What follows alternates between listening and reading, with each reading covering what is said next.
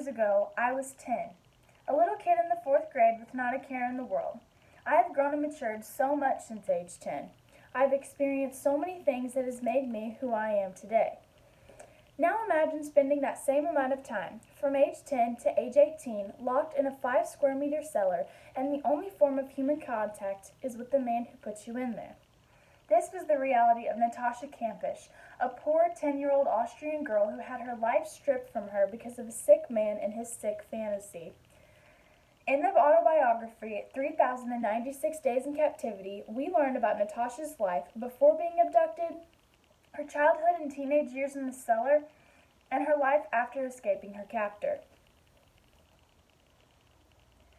Natasha's life before the age of 10 could be described as normal.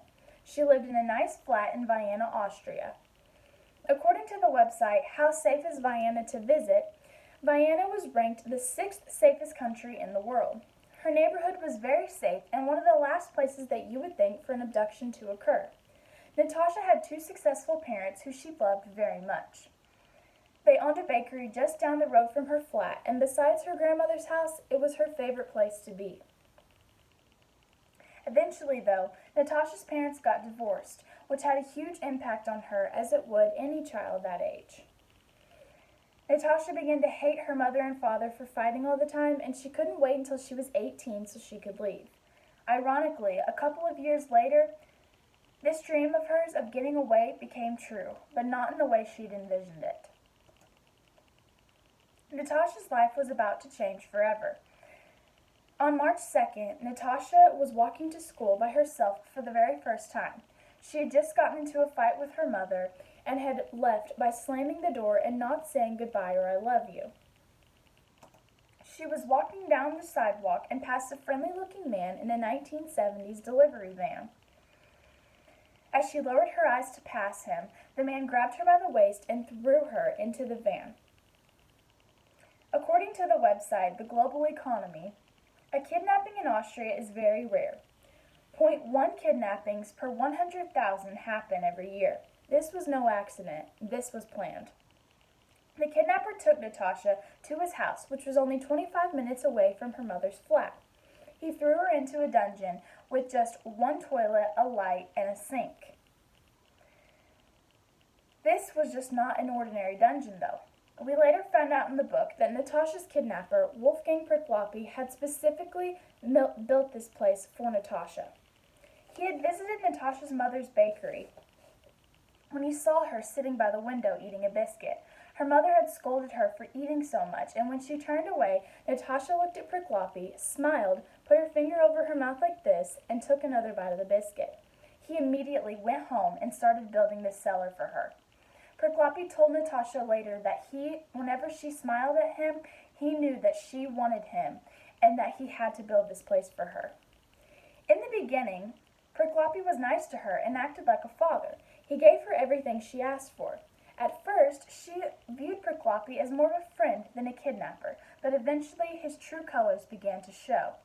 He wanted praise for everything he did for her, everything he gave her, and most importantly, for saving her. When Natasha was bad, she would lose these privileges. When she wouldn't praise him, he would take everything away from her, including her food and light. He no longer exemplified father-like behavior. At the age of 14, Natasha got her period for the very first time, and the little girl that Priklopy had kidnapped was turning into a woman, and he didn't handle it well. Throughout the 8 years Natasha was held captive, her lifestyle changed. Some things were for the better, and some were for the worst. Natasha asked if she could go upstairs to take a shower, and surprisingly, Priklopy agreed. There were rules, though. He made sure that Natasha knew that she had to stay in his sight at all times, and the doors and windows had explosives on them, so even if she tried to leave, she would be blown to pieces. Up until this point in her life, Priklopy had never laid a finger on Natasha. However, now that she was a woman, his views of her quickly changed. At the age of 15 and a half, Priklopy raped Natasha for the very first time. According to the article National Child Kidnapping Facts, in a case where a child is kidnapped by a stranger, most likely the motive is rape or sexual assault. Along with sexually abusing her, Prickloppy physically abused Natasha as well. One wrong move and she took a beating for it. He also starved her as a form of punishment. Natasha was given the opportunity to escape. Prickloppy had got a phone call and he went inside to answer it. Natasha was outside vacuuming the seats of his van, unattended. He had left the gate open, and Natasha saw that it was her only opportunity to escape. She dropped the vacuum and sprinted out of the gate. She ran miles into a field and eventually ended up in an orchard where she told the lady who she was, and they called the police. After years in captivity, Natasha was finally free.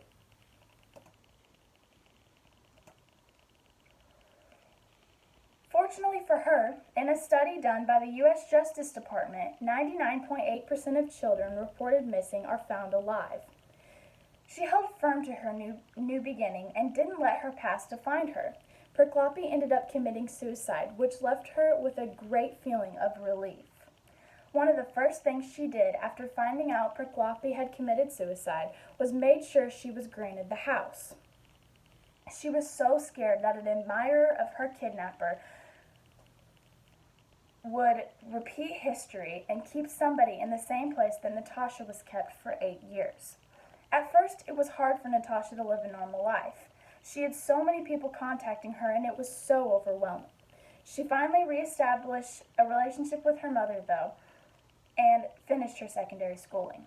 Natasha was robbed of her childhood and teenage years because of a sick man and his sick fantasy. However, she looks at her time spent in captivity as an important part of her life. Her life before, during, and after her abduction were all different, but they were all important of what makes her, her. By being able to write her experience down in the 310 pages of her book, 3,096 Days in Captivity, she finally feels like she can put the past behind her and she is free.